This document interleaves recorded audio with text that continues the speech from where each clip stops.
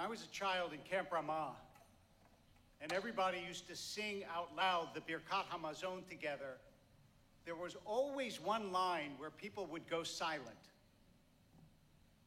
The line is, Nar hayiti v'gam zakanti v'lo ra'iti tzadik ne'ezov v'zaro mevakesh lachem.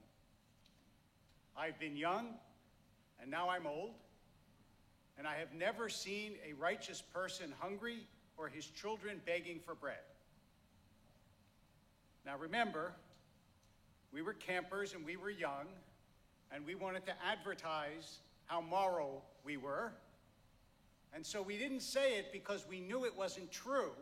There are, in fact, righteous people who go hungry, and so we thought it was wrong to sing that out loud.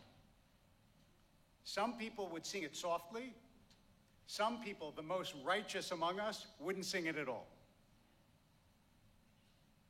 But the truth is, even though as children it was much more about performing for the other campers than it was about dealing with the substance of the issue, it is an issue. Because that line about how I've never seen a righteous person go hungry or his children beg for bread, do you know when we say it? We say it in the Birkat Hamazon, in the prayer right after we eat.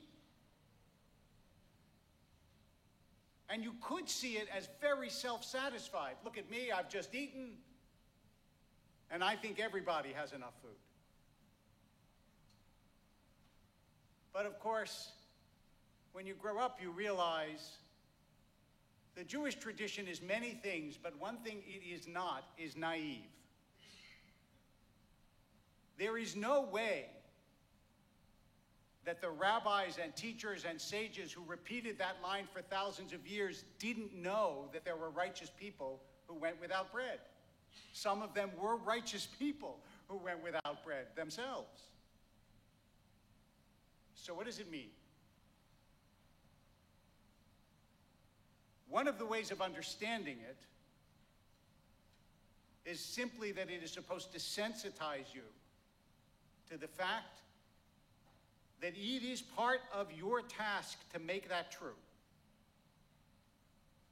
It's a call, not a promise, like a lot of things in our tradition.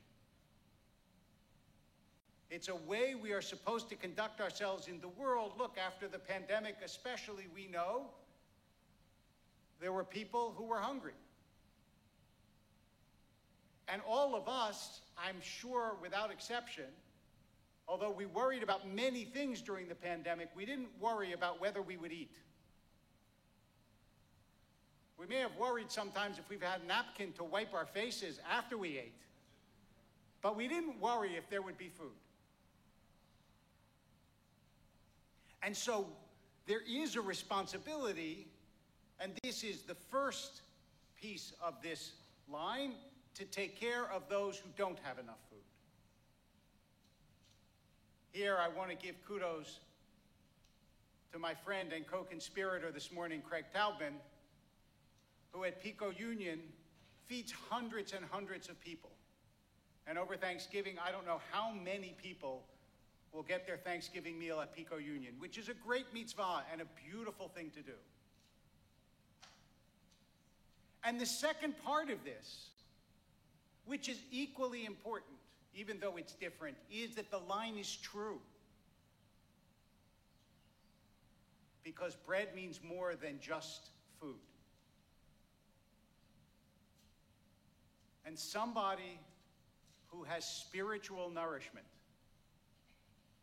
and their children have it also has a kind of bread.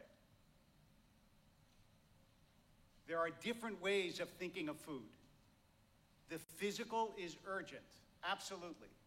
But to invoke bread again, remember what the Torah teaches, that we cannot live by bread alone.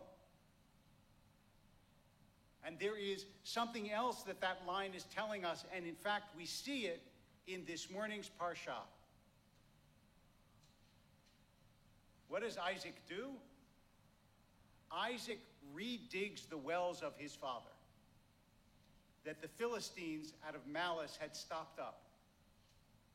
Which means that on the one hand, He makes sure that his family and people will have water, physical nourishment.